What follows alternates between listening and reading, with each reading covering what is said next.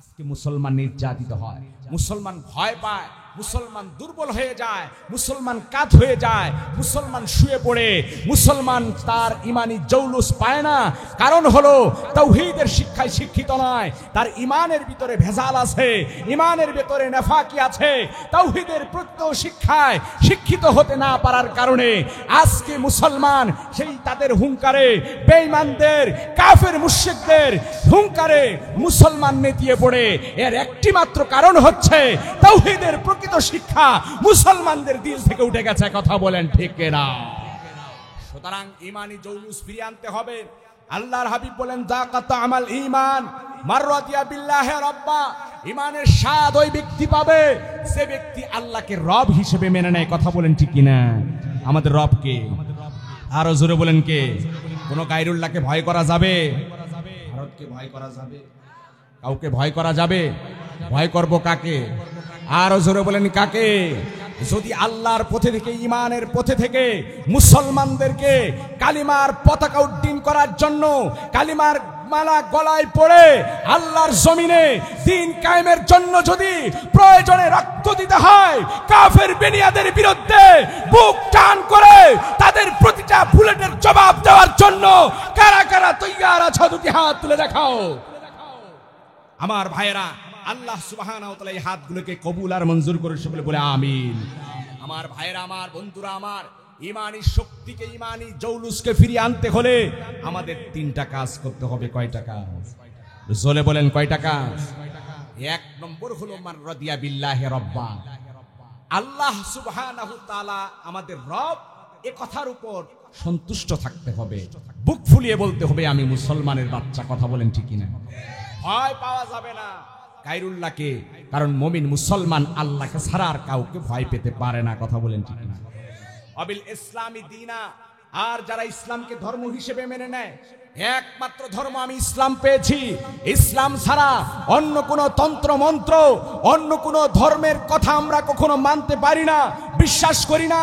যারা এদেশে মুসলমানের সন্তান হয়ে ভিন্ন ধর্মের, ভিন্ন সংগঠনের মতবাদ আমার দেশের মুসলমানের সন্তানকে গিলাতে চায়, এরা নামদারি মুনাফিক, এরা খতিয়ানে মুসলমান হতে পারে, আল্লাহর আদালতে এরা মুসলিম হতে পারে না। কথা বলেন ঠিক না?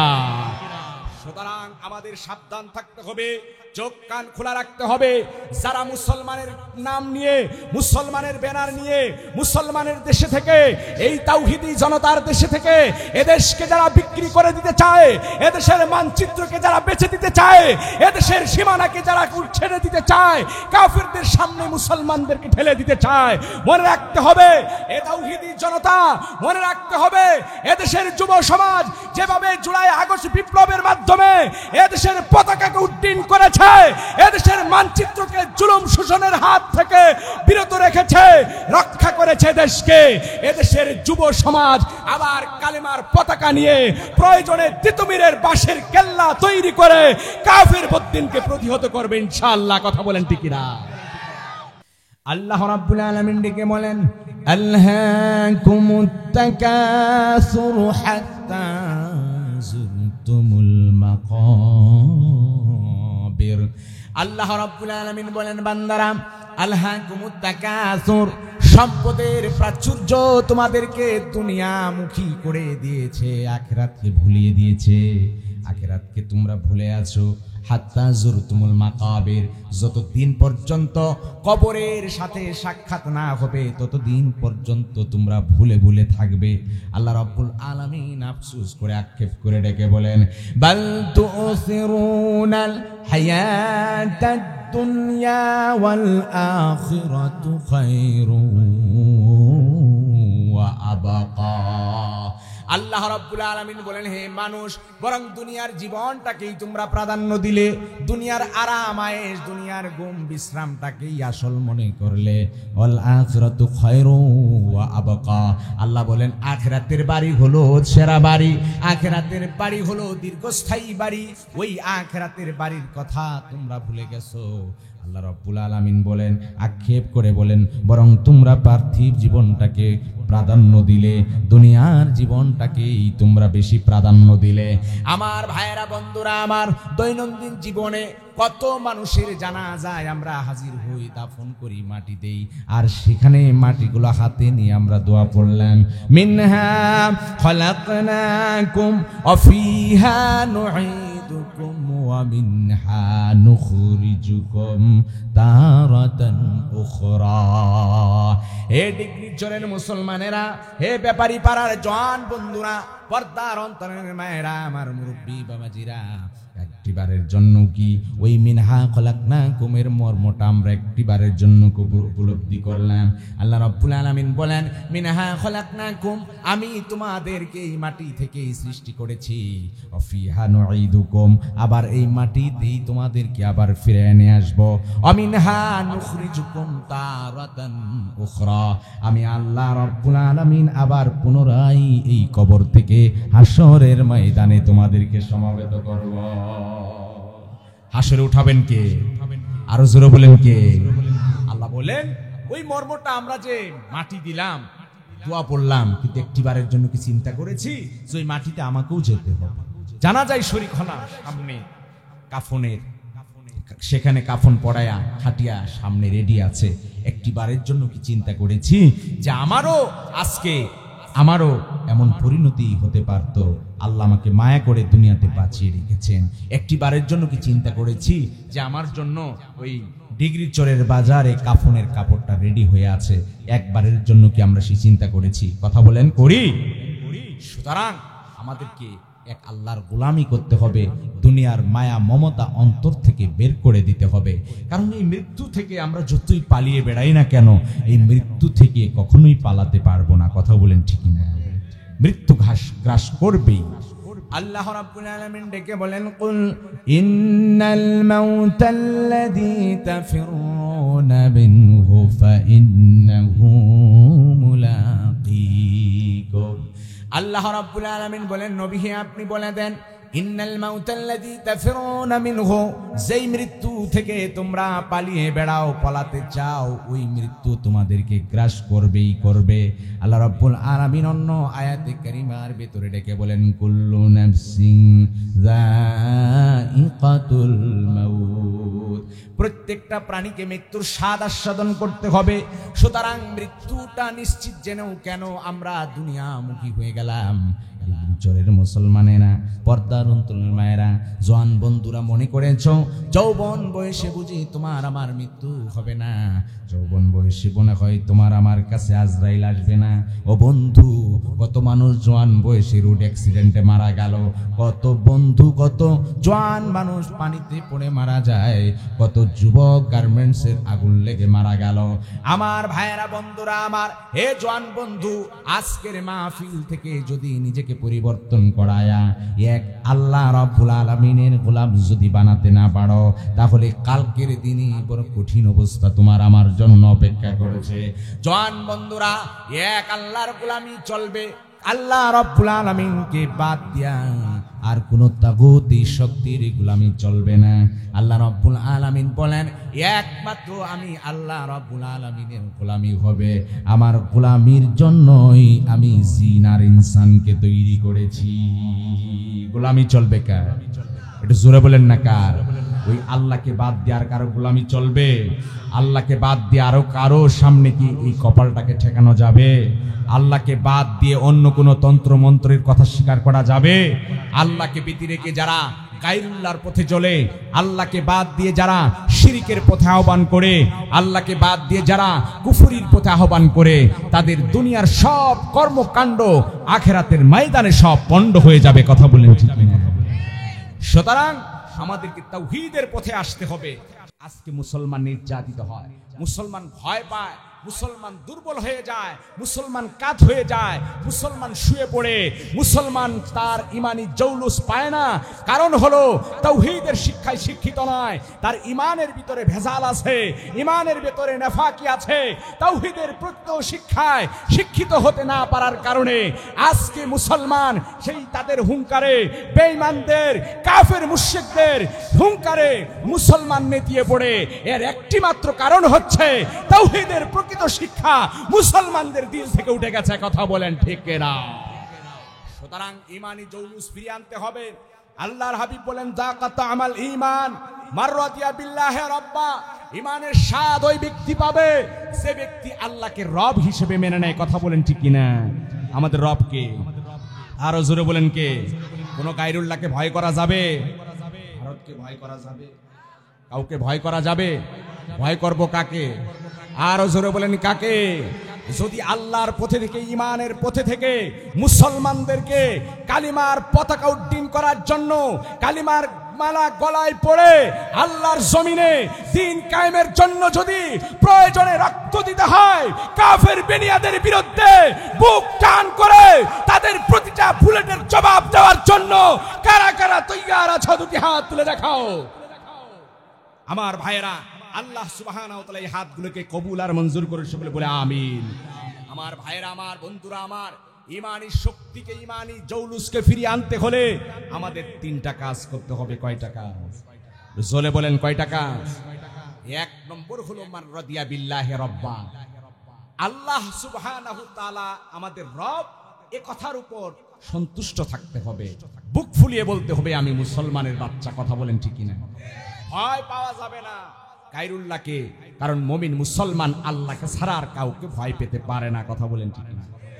অবিল ইসলামী দীনা, আর যারা ইসলামকে ধর্ম হিসেবে মেনে নেয়, একমাত্র ধর্ম আমি ইসলাম পেয়েছি, ইসলাম ছাড়া অন্য কোন তন্ত্র মন্ত্র, অন্য কোন ধর্মের কথা আমরা কখনো মানতে পারি না, বিশ্বাস করি না। যারা এদেশে মুসলমানের সন্তান হয়ে ভিন্ন ধর্মের, ভিন্ন সংগঠনের মতবাদ আমার দেশের মুসলমানের সন্তানকে গিলাতে চায়, এরা নামদারি মুনাফিক, এরা খতিয়ানে মুসলমান হতে পারে, আল্লাহর আদালতে এরা মুসলিম হতে পারে না। কথা বলেন ঠিক না? সুতরাং আমাদের সাবধান থাকতে হবে, চোখ কান খোলা রাখতে হবে। যারা মুসলমানের নাম নিয়ে, মুসলমানের ব্যানার নিয়ে মুসলমানের দেশে থেকে, এই তাওহীদি জনতার দেশে থেকে এদেশকে যারা বিক্রি করে দিতে চায়, এদেশের মানচিত্রকে যারা বেচে দিতে চায়, এদেশের সীমানাকে যারা ছেড়ে দিতে চায়, কাফিরদের সামনে মুসলমানদেরকে ঠেলে দিতে চায়, মনে রাখতে হবে এ তাওহীদি জনতা, মনে রাখতে হবে এদেশের যুব সমাজ যেভাবে জুলাই আগস্ট বিপ্লবের মাধ্যমে এদেশের পতাকাকে উড্ডীন করেছে, এদেশের মানচিত্রকে জুলুম শোষণের হাত থেকে বিরত রেখেছে, রক্ষা করেছে দেশকে, এদেশের যুব সমাজ আবার কালেমার পতাকা নিয়ে প্রয়োজনে তিতুমিরের বাঁশের কেল্লা তৈরি করে কাফির বদ্দিনকে প্রতিহত করবে ইনশাআল্লাহ। কথা বলেন ঠিক না? আল্লাহ সুবহানাহু ওয়া তাআলা আমাদের কবুল আর মঞ্জুর করে সকলে বলে আমিন। আমার ভাইরা, আল্লাহ রাব্বুল আলামিনের, আল্লাহ আমাদের রব, এই কথাটার উপর সন্তুষ্ট থাকতে হবে। দীনা, ইসলামকে ধর্ম হিসেবে মেনে নিতে হবে।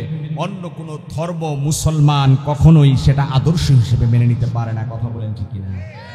অবি মুহাম্মাদিন নাবিয়্যা, 3 নম্বর কাজ হলো মুহাম্মদ সাল্লাল্লাহু আলাইহি ওয়াসাল্লামকে নবী হিসেবে মেনে নিতে হবে।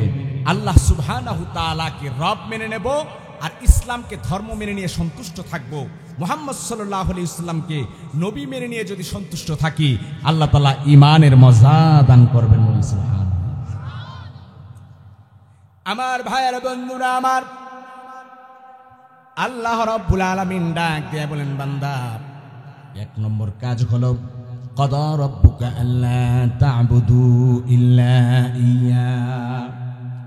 আল্লাহ রাব্বুল আলামিন ফয়সালা করে দিয়েছেন, আল্লাহ তা'বুদু, কারো ইবাদত করা চলবে না, ইল্লা ইয়্যা, একমাত্র আল্লাহ রাব্বুল আলামিনের গোলামি করতে হবে।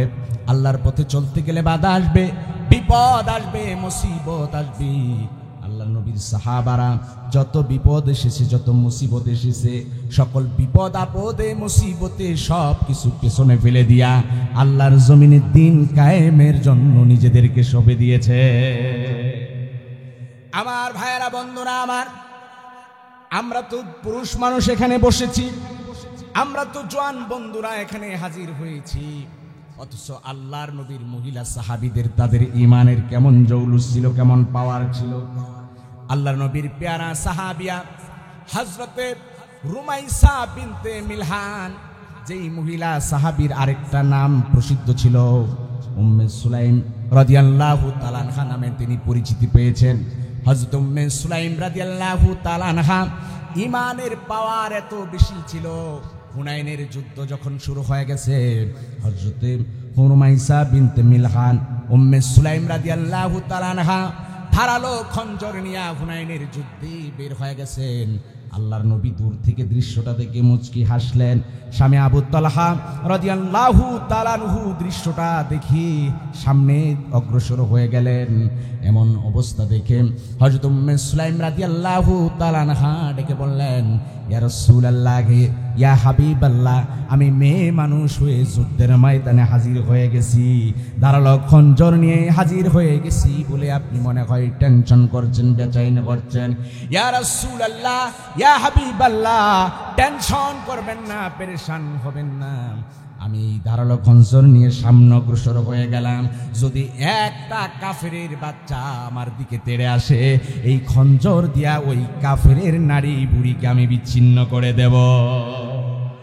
কেমন ঈমান ছিল একজন মহিলা সাহাবী। আমার ভাইয়েরা, বন্ধুরা আমার, হযরত উম্মে সুলাইম রাদিয়াল্লাহু তাআলা আনহা যখন ইসলামের ছোঁয়া পেলেন, প্রাথমিক অবস্থায় মুসলমান হন নাই, মুশরিক হালত। স্বামী মালিক ইবনে নজর, সেও মুসলমান হয় নাই। ইসলামের কথা যখন শুনলেন, কারণ আল ইসলামু ইয়ানহাদিমু মা কানা ক্বাবলাহু, ইসলাম এমন একটা ধর্ম, যেই ধর্ম গ্রহণ করলে আল্লাহ রাব্বুল আলামিন পেছনের গুনাহ মাফ করে দেন। হযরত উম্মে সুলাইম রাদিয়াল্লাহু তাআলা আনহা সিদ্ধান্ত নিলেন, কালিমা পড়ে মুসলমান হয়ে যাবেন। কালিমাটা পড়ে মুসলমান হবেন, কারণ অতীতের পৌত্তলিকের গুনাহ, শিরকের গুনাহ, কুফরের গুনাহ রয়েছে। সমস্ত গুনাহ থেকে যদি, পাপ থেকে যদি বাঁচতে হয়, কালিমার মালাটা গলায় পড়তে হবে। উম্মে সুলাইম রাদিয়াল্লাহু তাআলা আনহা কালিমা পড়ে মুসলমান হয়ে গেলেন। মালিক ইবনে নজর ডাক দিয়ে বলেন, বিবিরে, কি এমন কাজ তুমি করলে? আমাদের বাপ দাদার ধর্মে তুমি চুনকালি লাগায়া দিলা, পৌত্তলিকের ধর্মে চুনকালি লাগায়া দিলাম, কারণ আমরা মূর্তি পূজা করতে অভ্যস্ত, মূর্তি পূজাই আমাদের দৈনন্দিনের কাজ। এটা ছেড়ে দিয়া তুমি আব্দুল্লাহর ছেলে মুহাম্মাদের আদর্শ তুমি গ্রহণ করেছ। যেহেতু তুমি কালিমা গ্রহণ করে বাপ দাদার ধর্মে চুনকালি লাগিয়েছ, উম্মে সুলাইম, আমার সাথে আর সংসার করার মতো সুযোগ তোমার নাই। আল্লাহর নবীর এই মহিলা সাহাবিয়া ডাক দেয়া বলেন, ও স্বামী, যদি আপনি ইসলাম গ্রহণ করার কারণে আপনার ঘর থেকে আমাকে বের করে দেন, আমি সেটাই প্রস্তুত আছি। আমাকে যদি ঘর থেকে বের করে দেন, আমি রাজি আছি, তবু আল্লাহর নবীর দেওয়া আদর্শ কালিমার মালা গলা থেকে আমি নামাবো না। আমার ভাইয়েরা, বন্ধুরা আমার, তাই হয়ে গেল। হযরত উম্মে সুলাইম রাদিয়াল্লাহু তাআলা আনহা কালিমার মালা গলায় নিলেন, সংসার ছেড়ে দিলেন, স্বামী ছেড়ে দিলেন, ঘরবাড়ি ছেড়ে দিলেন, মদিনায় অবস্থান নিয়ে নিলেন। আল্লাহর নবীর এই মহিলা সাহাবীকে আবু তালহা রাদিয়াল্লাহু তাআলা আনহু, তিনি তখনও কালিমা পড়েন নাই, মুসলমান হন নাই। ডেকে বলেন, ও উম্মে সুলাইম, একাকিনী জিন্দেগি আর কি কতদিন কাটাবে? তুমি যদি চাও, আমি তোমাকে বিবাহ করে ঘরে আনতে চাই। আল্লাহর নবীর এই সাহাবী তখনও মুসলমান হয় নাই। আবু তালহা রাদিয়াল্লাহু তাআলা আনহু এমন প্রস্তাব দেওয়ার কারণে উম্মে সুলাইম রাদিয়াল্লাহু তাআলা আনহা ডেকে বলেন, ও আবু তালহা, তোমার কি লজ্জা হয় না? তোমার কি শরম হয় না? তুমি এমন মাটির এমন জিনিসের পূজা করো, যেই সত্তাকে বানানো হয় মাটি দিয়ে। তুমি তো মূর্তির পূজা করো, আর মূর্তি পূজা অবস্থায় তুমি আমাকে বিবাহের পয়গাম দিলে।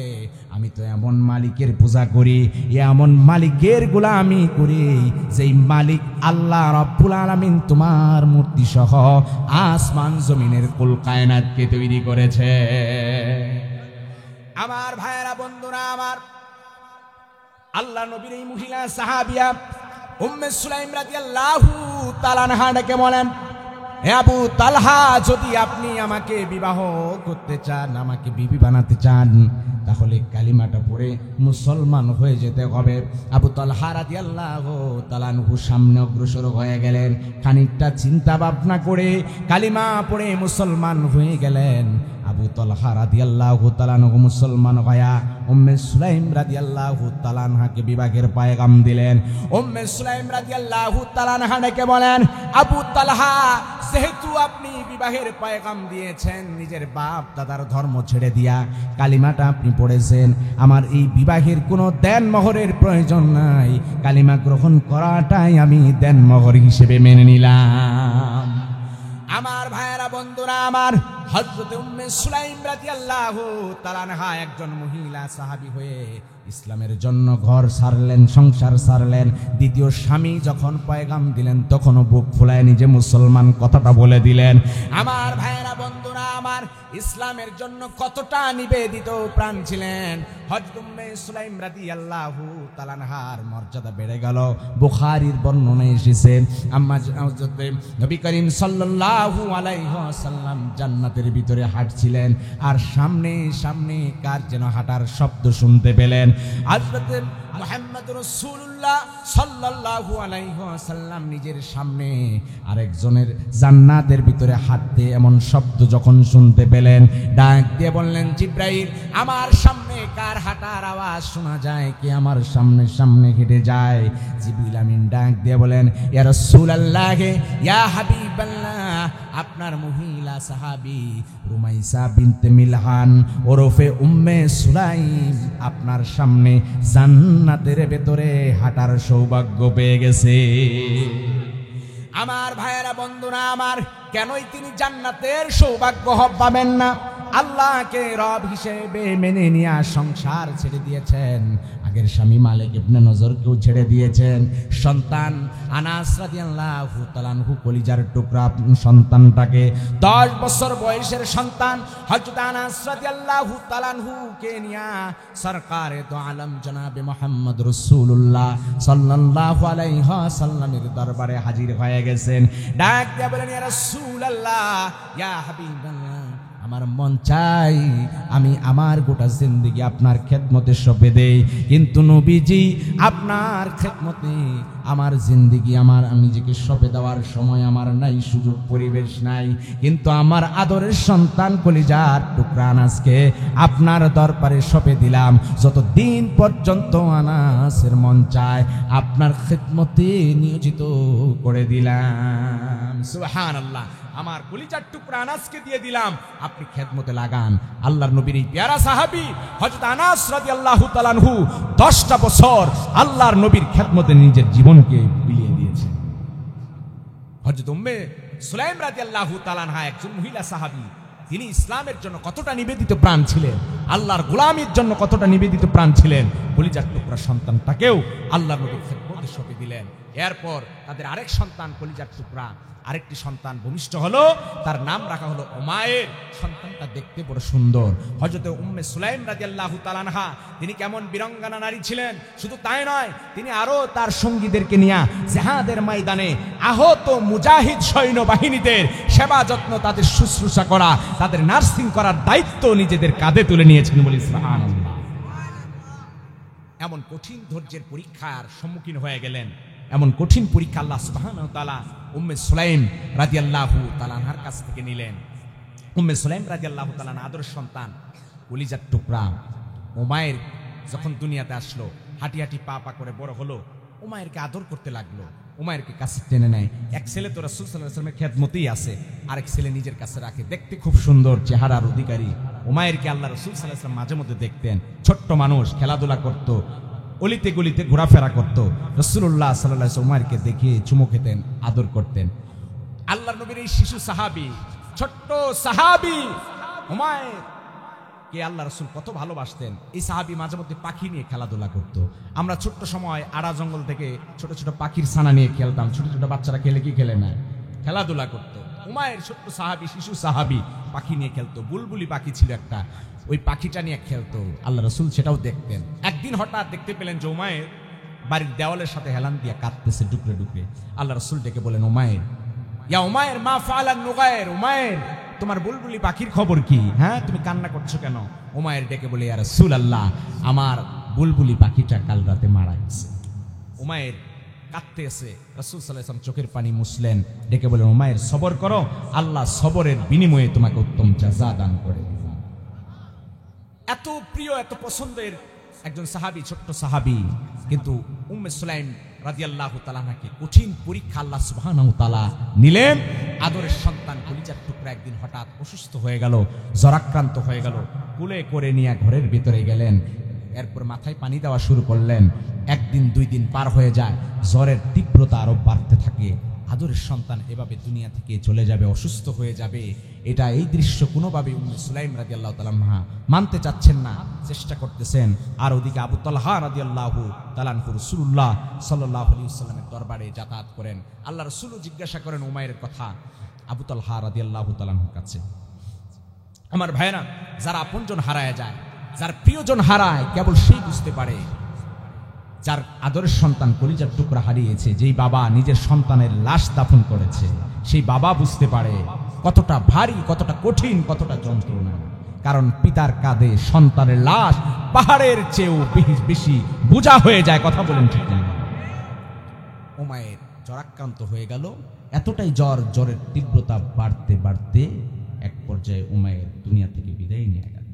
উম্মে সুলাইম রাদিয়াল্লাহু তাআলা আনহা চোখের পানি ছেড়ে কাঁদতে লাগলেন।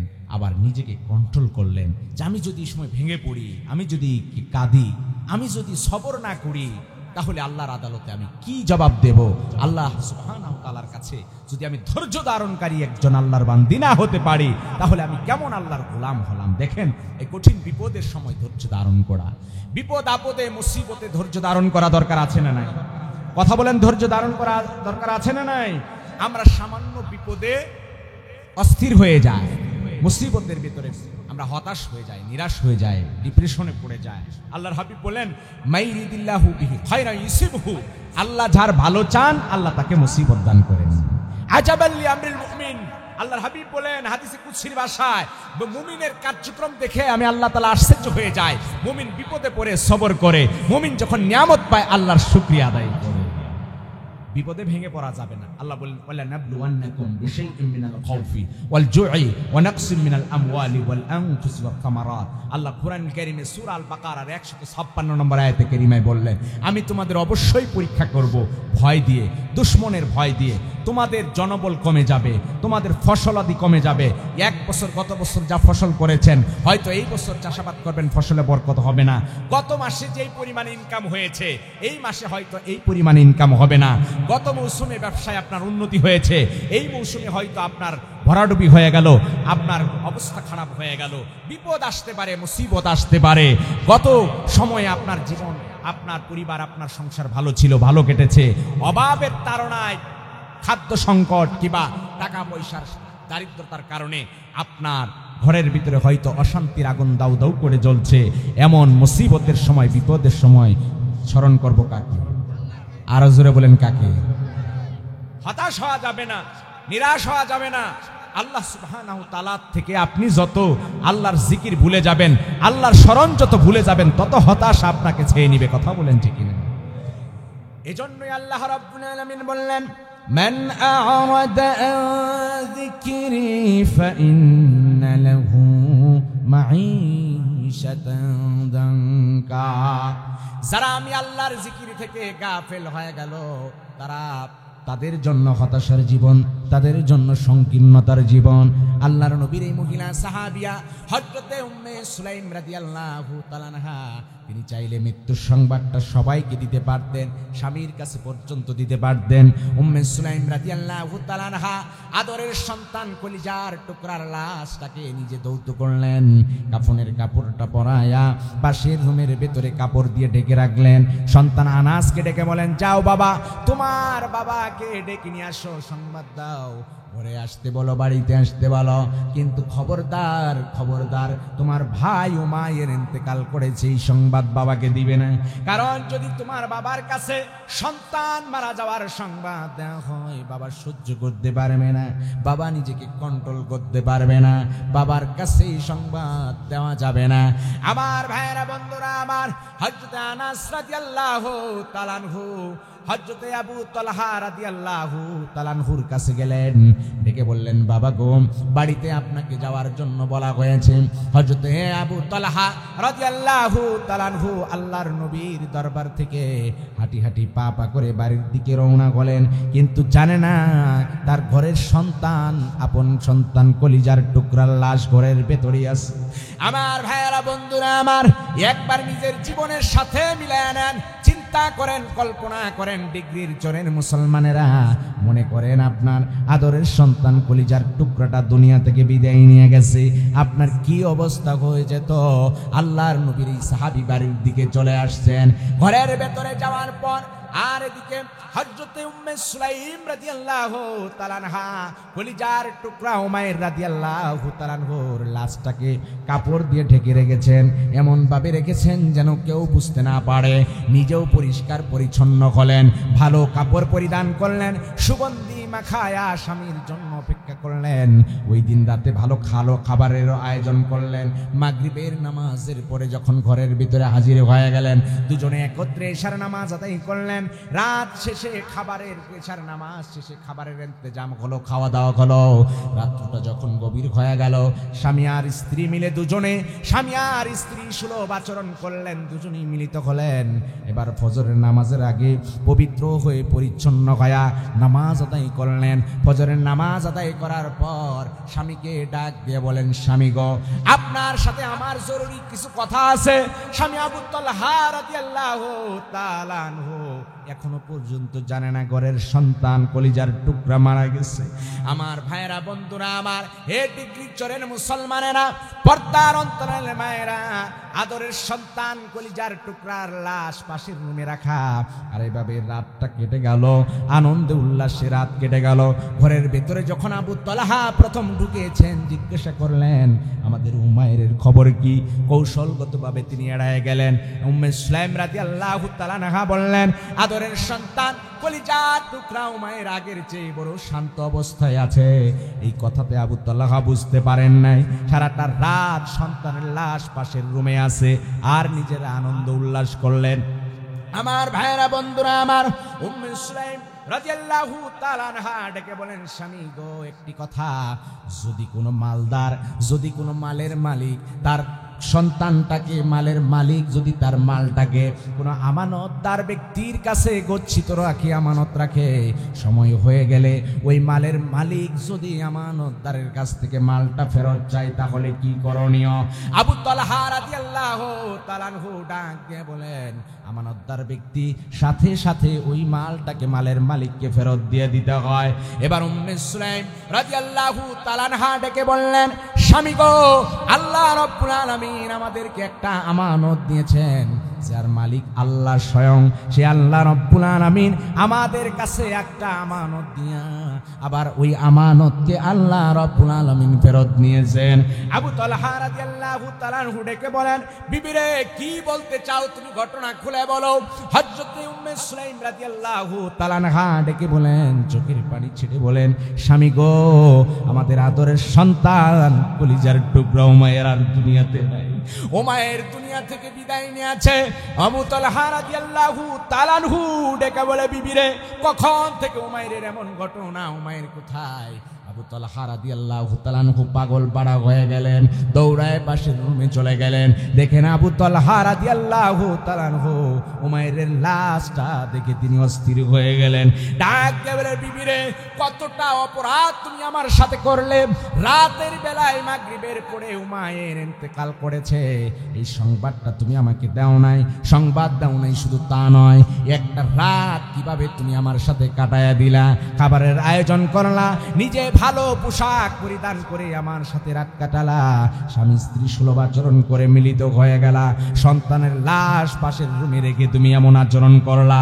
চলো যাই মুহাম্মদ রাসূলুল্লাহ সাল্লাল্লাহু সাল্লাল্লাহু আলাইহি ওয়াসাল্লামের দরবারে যাব, আল্লাহর নবী রহমতের নবীর কাছে বিচার দায়ের করব, তোমার বিরুদ্ধে যা রায় হবে সেটাই মানতে তুমি প্রস্তুত হয়ে যাও। আমার ভাইয়েরা, বন্ধুরা আমার, হে টিকরির চরের মুসলমান, পর্দার অন্তরালের মায়েরা, আল্লাহর নবীর এই মহিলা সাহাবিয়া কি পরিমাণ ধৈর্য ধারণ করলেন, এমন ধৈর্যের পাহাড় বুকের উপর বেঁধে নিয়েছেন। কঠিন ধৈর্যের পরিচয় দিয়া আল্লাহর নবীর দরবারে দুজনে হাজির হয়ে গেলেন। গত রাতের ঘটনা সব খুলে বললেন। সরকারে তো আলম জনাবে মুহাম্মদ রাসূলুল্লাহ সাল্লাল্লাহু আলাইহি ওয়াসাল্লাম উম্মে সুলাইমকে ডেকে বলেন, ও উম্মে সুলাইম, কেন তুমি এমনটা করলে?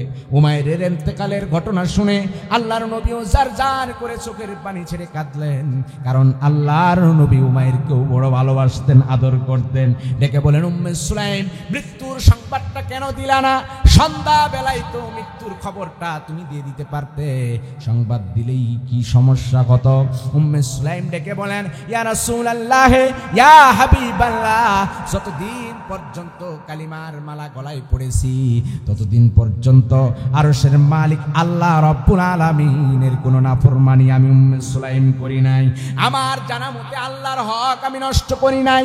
যতদিন পর্যন্ত স্বামী আবু তালহার ঘরে আমি হাজির হয়েছি, সংসারে লিপ্ত হয়েছি, নবী হে আবু তালহাকে জিজ্ঞাসা করেন, একটিবারের জন্য আমি তার হক নষ্ট করি নাই।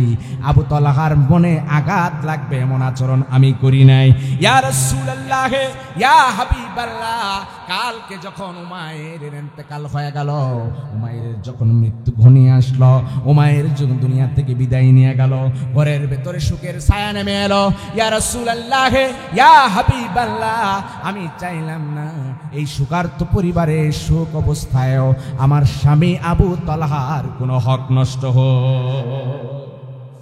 আমার ভাইয়েরা, বন্ধুরা আমার, উম্মে সুলাইম ডেকে বলেন, ইয়া রাসূলুল্লাহ, আজকের এমন কঠিন পরিস্থিতিতেও, এমন সংকটকালীন সময়েও আমি চাইলাম না আমার স্বামী ঘরে এসে বেজার হোক, আমার স্বামীর মনে কোনো কষ্ট হোক, আমি এটা চাইলাম না। নবী হে, যতদিন পর্যন্ত এ দেহে প্রাণ আছে আল্লাহ রাব্বুল আলামিনের নাফরমানি করব না, আর স্বামীর অবাধ্য হব না, স্বামীর কোনো হক নষ্ট করব না। আমি উম্মে সুলাইম পণ করেছি, এই জন্য যেদিন সন্তানটা মারা গেল ওই দিনটাও আমি চাই না আমার স্বামীর কোনো হক নষ্ট হয়ে যায়। আমার ভাইয়েরা, বন্ধুরা আমার, আল্লাহ নবী সাল্লাল্লাহু আলাইহি ওয়াসাল্লাম ডেকে বলেন, উম্মে সুলাইম, তুমি কাজটি বড় কঠিন করেছো, বদলাও নে, এই হক আদায় তুমি করেছো, সবর করেছো। হযরতে আবু তালহা রাদিয়াল্লাহু তাআলা আনহুর চোখের পানিগুলো মুছে দিয়ে ডেকে বলে, আবু তালহা, শান্ত হও, তোমার বিবি যেই ধৈর্যের পরীক্ষা দিয়েছে, তোমার হক আদায় করেছি। এই রুমের ভেতরে সন্তান কলিজার টুকরা লাশটা রেখে দিয়ে তোমার সাথে মিলিত হয়ে গেছি। এমন কঠিন পরীক্ষায় নিজেকে উত্তীর্ণ করেছে, সবর করেছে। শুনে রাখো, আল্লাহ রাব্বুল আলামিনের কাছে আমি দোয়া করব।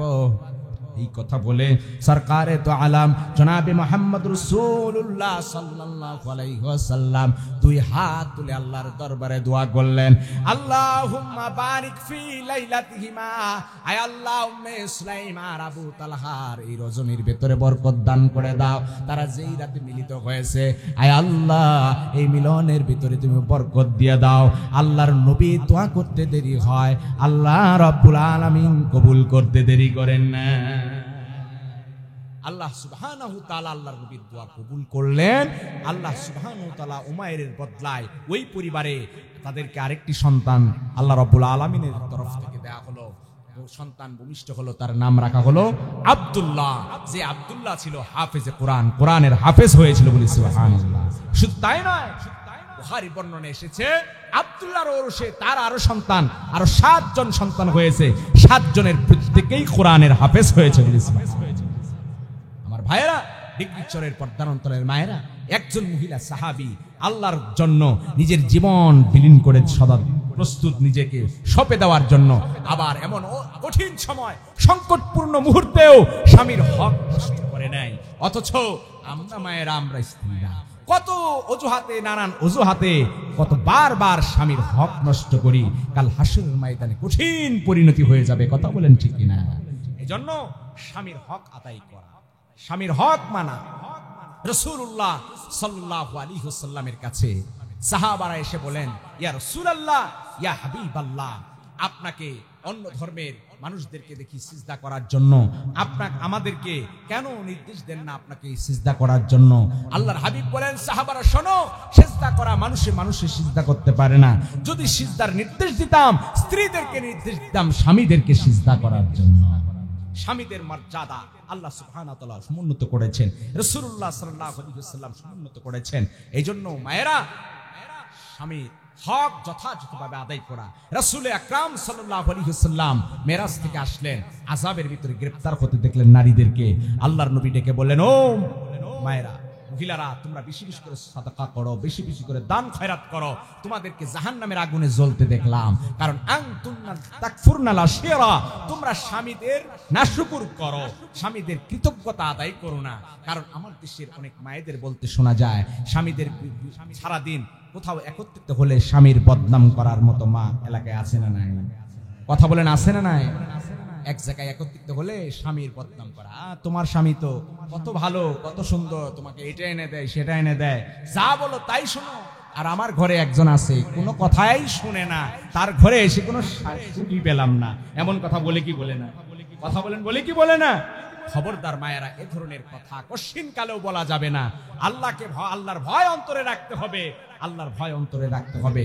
স্বামীর হুকুম মানা। রাসূল আরবি বলেন, মহিলারা, মায়েরা, জান্নাতে যাওয়া একদম সহজ।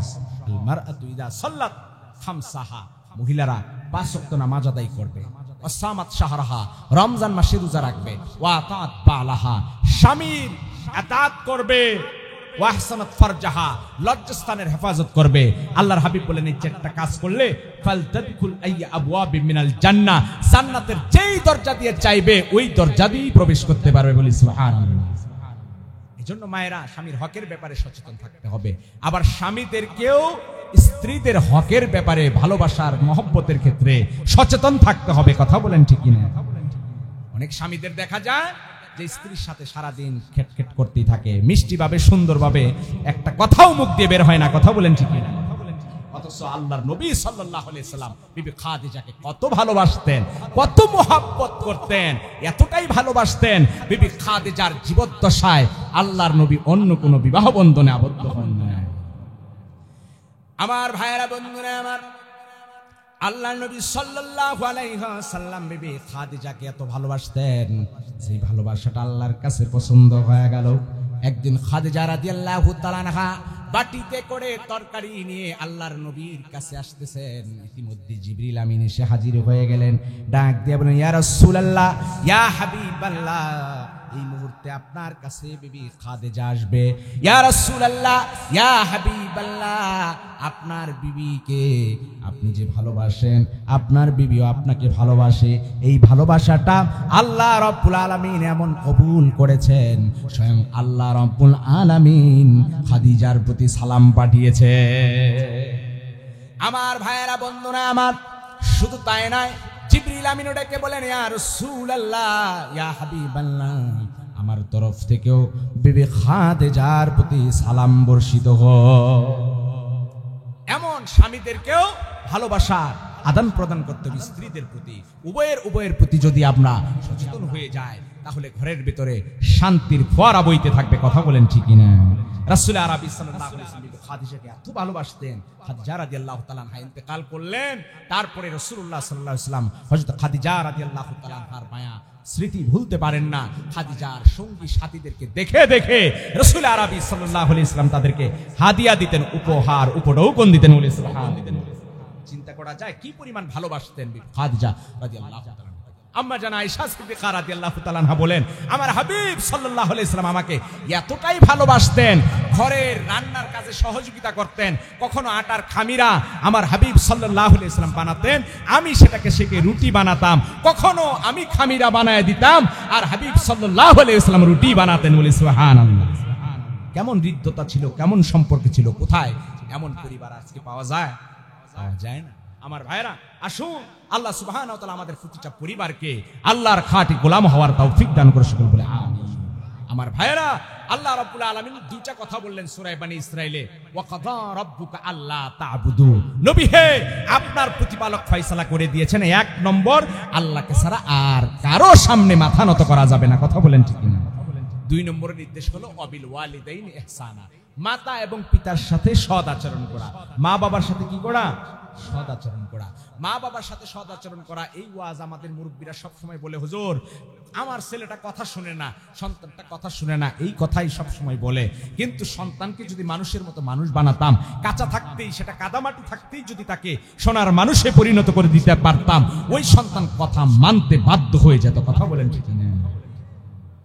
যদি আপনার আমার অবহেলার কারণে সন্তান যদি কথা না শুনে, সন্তান যদি বেপরোয়া হয়ে যায়, কাল হাসরের ময়দানে ওই সন্তানটা আপনার আমার বিরুদ্ধে নালিশ করবে। আল্লাহ রাব্বুল আলামিন বলেন, ওয়াকালাল্লাযীনা কাফারু রাব্বানা আরিনাল্লাযীনি আদাল্লানা মিনাল জিন্নি ওয়াল ইনস। কিয়ামতের দিনে অবিশ্বাসীরা, কাফেররা বলবে, জাহান্নামীরা বলবে, যাদের কারণে যারা জাহান্নামী হবে তারাও বলবে, রব্বুল আলামিন আজকের এই দিনে দেখায় দেন ওই সকল নেতাদেরকে, ওই সকল বাবাদেরকে, ওই সকল অভিভাবকদেরকে যারা আমাদেরকে গোমরাহ করেছে, যারা আমাদেরকে নামাজের কথা বলে নাই, তাওহীদের কথা বলে নাই, কালিমার কথা বলে নাই, আল্লাহ আপনার সাথে পরিচয় করায় নাই, এমন মাতা পিতা, এমন অভিভাবকদেরকে দেখায় দেন। আজকের দিনে তাদের বুকের উপর পাড়া দিয়া পদদলিত করে, অপমানিত করে, আয় আল্লাহ তাদের বুকের উপর পাড়া দিয়া জাহান্নামে যেতে চায়। নাউজুবিল্লাহ।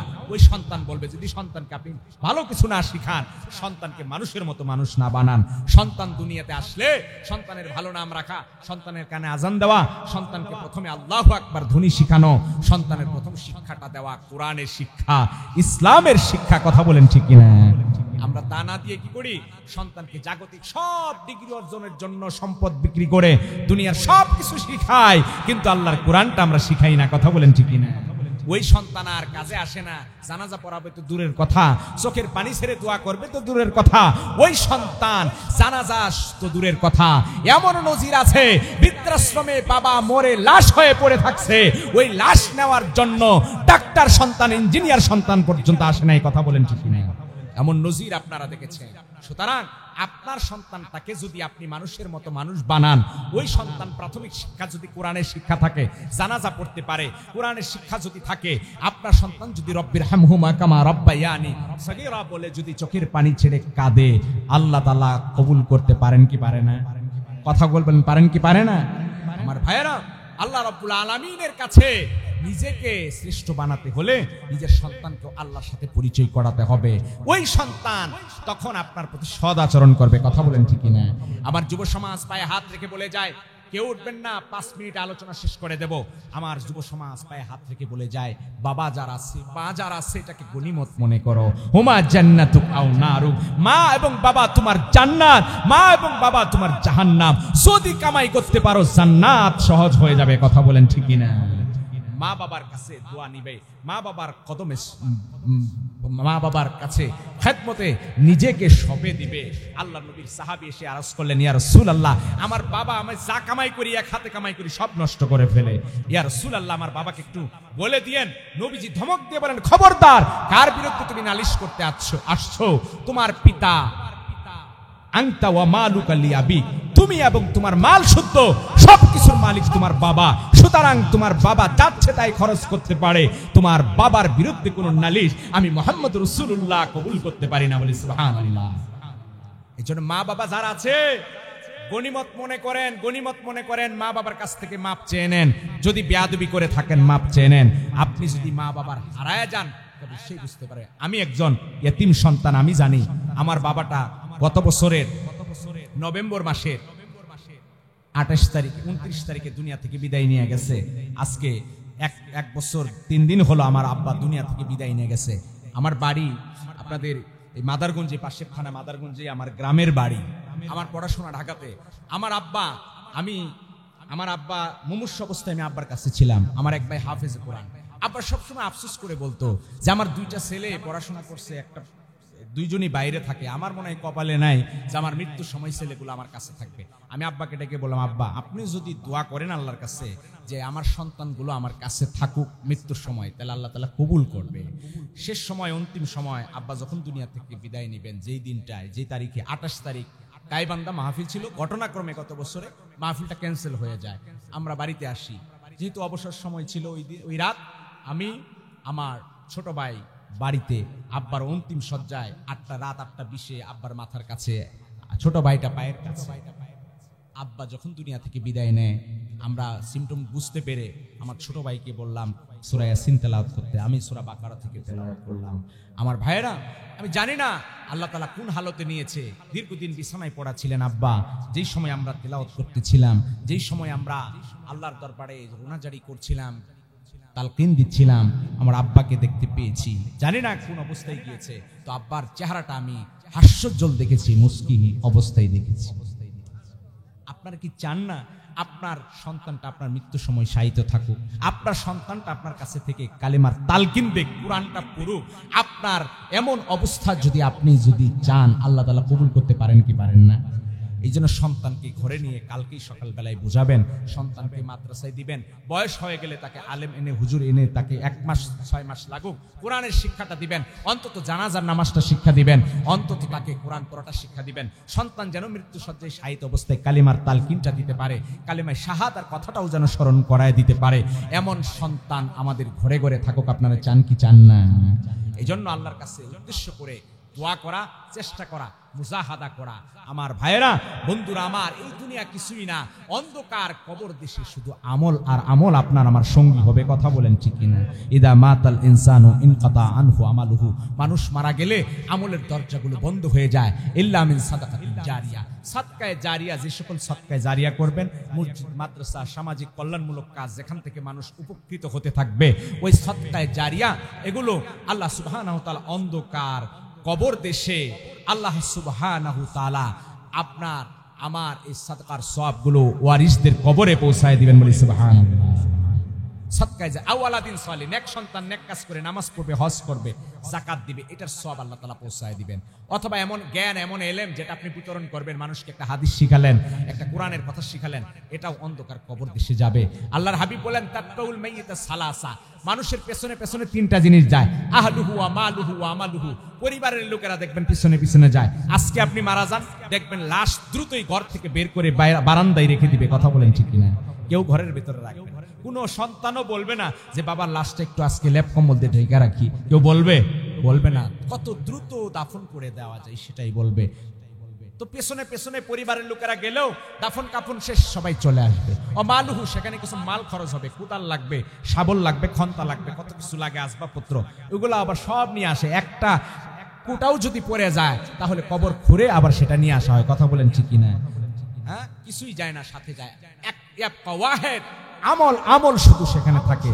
আপনার সালাত মাথার কাছে থাকবে, দান সদকা পায়ের কাছে থাকবে, যাকাত ডানে বামে থাকবে, আমলগুলো ডানে বামে থাকবে।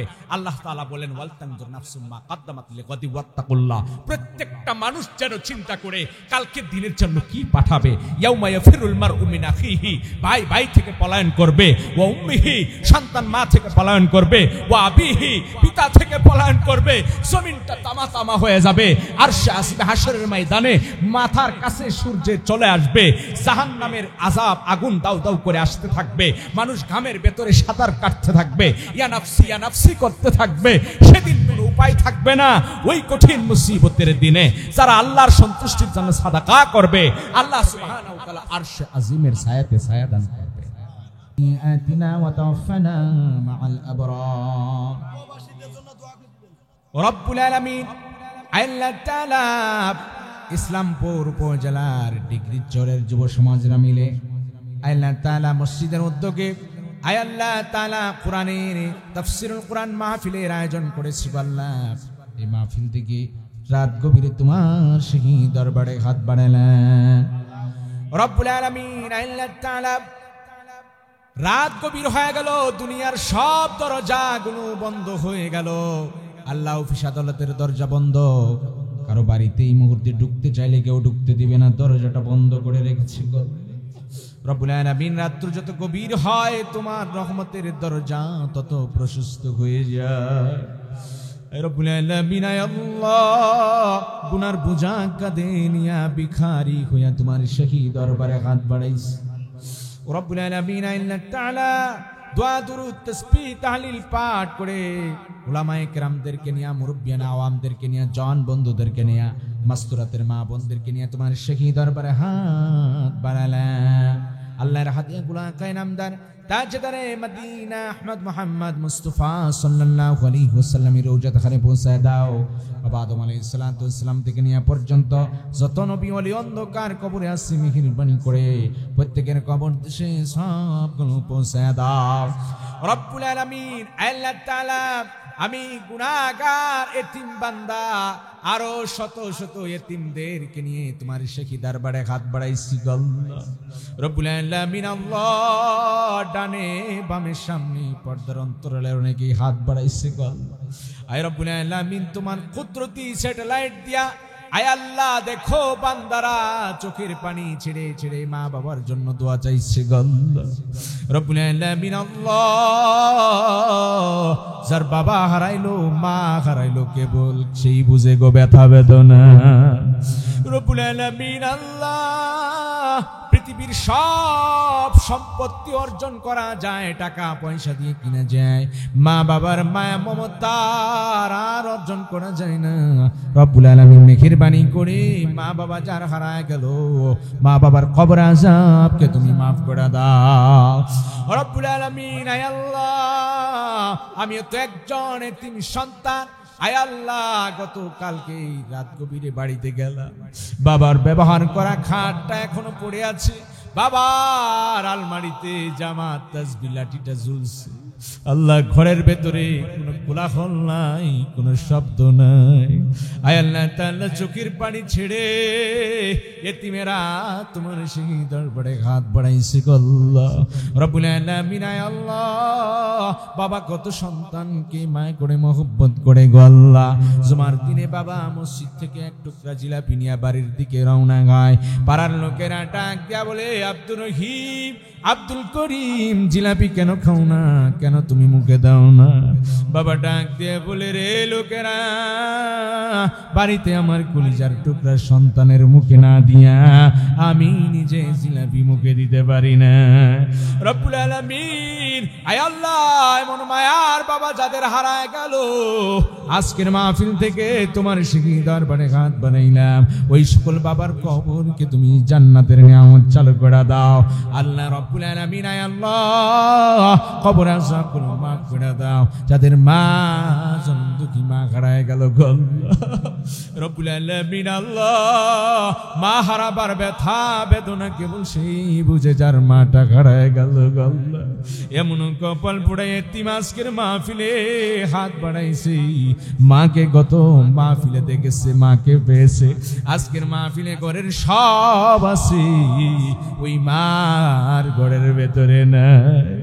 রব্বুল আলামিন আল্লাহ 10 মাস 10 দিন সন্তানকে গর্ভে ধারণ করলো, সন্তান প্রসবকালে মা কত রক্ত জড়াইলো, পৌষ মাসের কনকনে শীতের রজনীতে সন্তানেরা মায়ের বিছানা বিছায়া দিল, মা নিজে ওই ভিজা বিছানায় শুইয়া শুকনা জায়গায় সন্তানকে সারা রাত ঘুম পাড়াইল। আয় আল্লাহ এমন জনম দুঃখী মা যাদের হারায় গেল তাদের কবর আযাবগুলো মাফ করে দিয়া রব্বুল আলামিন জান্নাতের টুকরা বানাইয়া দাও। রব্বির হামহুমা কামা রাব্বায়ানি সগীরা, রব্বির হামহুমা কামা রাব্বায়ানি সগীরা। রব্বুল আলামিন আয় আল্লাহ রাত গভীরে তোমার বান্দা বান্দিরা উচ্ছ্বসিত পাবে, আয় আল্লাহ হাসি খুশি হইয়া তোমার ঘর সুন্দর করবার জন্য যার যত সামর্থ্য আছে সদকা করলো। আয় আল্লাহ 303টা 4টার ওদিকে আয় আল্লাহ সিমেন্টের বস্তা বান্দারা দান করলো। রব্বুল আলামিন আল্লাহ তোমার হাবিবের ঘোষণা যারা দুনিয়ার জমিনে মসজিদ নির্মাণ করে আয় আল্লাহ তাদের জন্য জান্নাতের ভিতরে বালাখানা বানায়া দাও রব্বুল আলামিন। আয় আল্লাহ, প্রবাসে অনেক বন্ধু, অনেক আপনজন প্রিয়জন আছে গো আল্লাহ, জানি না প্রবাস জীবনে তারা কোন অবস্থায় আছে গো আল্লাহ।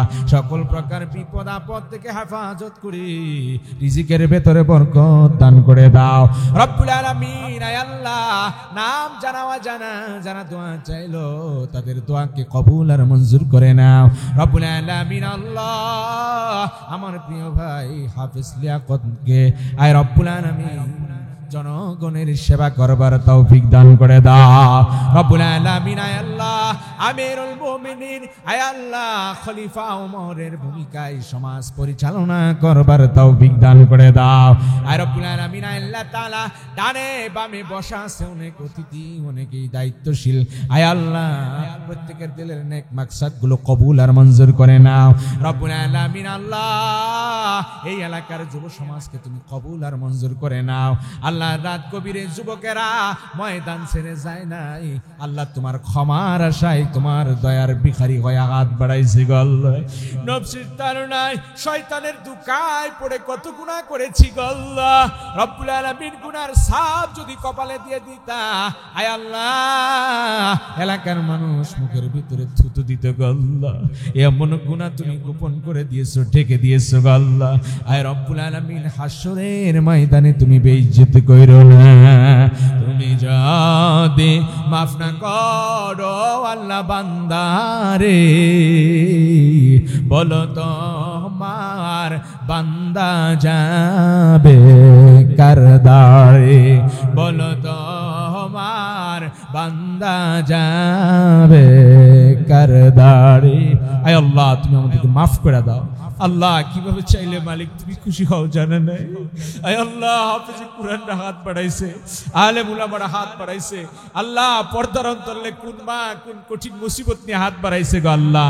পৃথিবীর কারো কাছে বলার মুখ নাই আল্লাহ, তোমার কাছে আজকে কাঙ্গালিনী হয়ে হাত বাড়াইছে গো আল্লাহ। আয় আল্লাহ, তুমি ওই সকল মুসিবতগ্রস্ত মায়েদের দিলের নেক মাকসাদকে তুমি কবুল করে নাও। নিঃসন্তান মাকে সন্তানের মুখ দেখার তৌফিক দান করে দাও।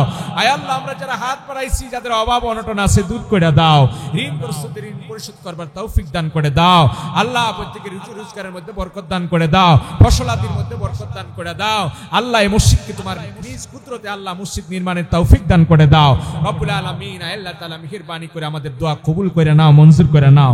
আয় আল্লাহ, আমাদের সকলকে মক্কা মদিনার মুসাফির হিসেবে কবুল আর মঞ্জুর করে নাও আল্লাহ। এই সোনার বাংলাদেশকে তুমি হেফাজত ফরমাও, সকল চক্রান্ত থেকে দেশের মাটিকে হেফাজত ফরমাও আল্লাহ। দেশের মানচিত্রকে হেফাজত ফরমাও। সারা বিশ্বের আনাচে কানাচে যে সকল মুসলিমরা মায়ের খায় আল্লাহ, তুমি তাদেরকে নিজ কুদরতে হেফাজত ফরমাও রব্বুল আলামিন। আল্লাহ, কিভাবে চাইলে খুশি হও জানা নাই আল্লাহ। কখন জানি কার নাম ধরে মসজিদের মাইকে এলান হয়ে যায় আল্লাহ। কার জন্য কাফনের কাপড়টা আয় আল্লাহ সকাল বাজারে রেডি হয়ে আছে গো আল্লাহ। আয় আল্লাহ, এমন দিন আসার আগে ঈমান আমল সহি করবার তৌফিক দান করে দাও। আয় আল্লাহ, তুমি আমাদেরকে ঈমান আমল সহি করবার তৌফিক দান করে দাও। ওয়া সাল্লাল্লাহু তাআলা আলা খায়রি খালকিহি মুহাম্মাদিন ওয়া আলিহি ওয়া আসহাবিহি আজমাইন।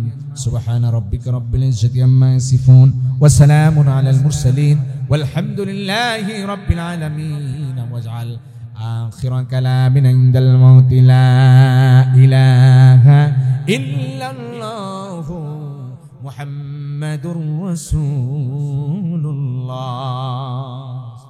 আসসালামু আলাইকুম।